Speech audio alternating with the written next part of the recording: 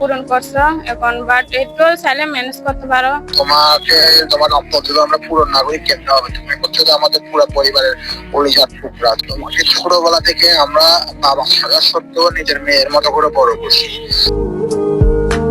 আমরা চাই না আমার বোন কোনো জায়গায় খারাপ থাকুক বা অসুখী থাকুক। তুমি অসুখী থাকলে আমরাও সুখে থাকতে পারবো না। কিন্তু একটা জিনিস চিন্তা করো না, ভালো বয়স হচ্ছে তো, বিয়েটা করে ফেললে ভালো হবে, বুঝছো?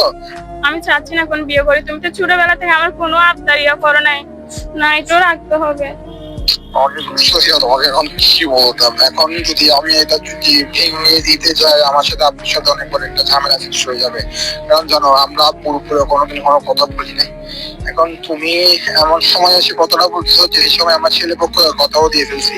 ছোট থেকে আমি যে কোনো আবদার করছি, কোনো সময় না করো নাই, কিন্তু আজকে হঠাৎ করে আমি চাচ্ছি না এখন বিয়ে করি। ভাই তুমি চাইলে ম্যানেজ করতে পারো বাবাকে। এমন একটা মহা বিপদে ফেলে দিছস। এখন তুই হচ্ছে আমার পরিচয় টুকরার বন্ধুর জন্য আমি আমার নিজের জীবন সত্যি দিতে রাজি আছি।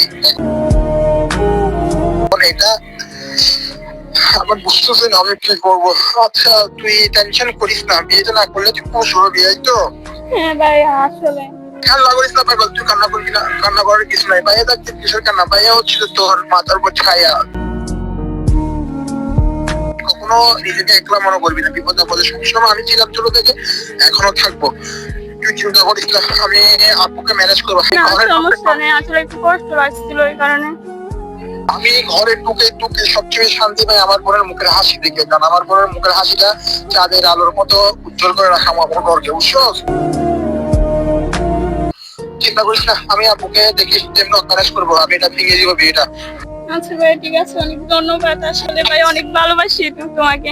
তোকে দুনিয়ার সবচেয়ে বেশি ভালোবাসি। আচ্ছা ভাইয়া, ঠিক আছে, ওকে।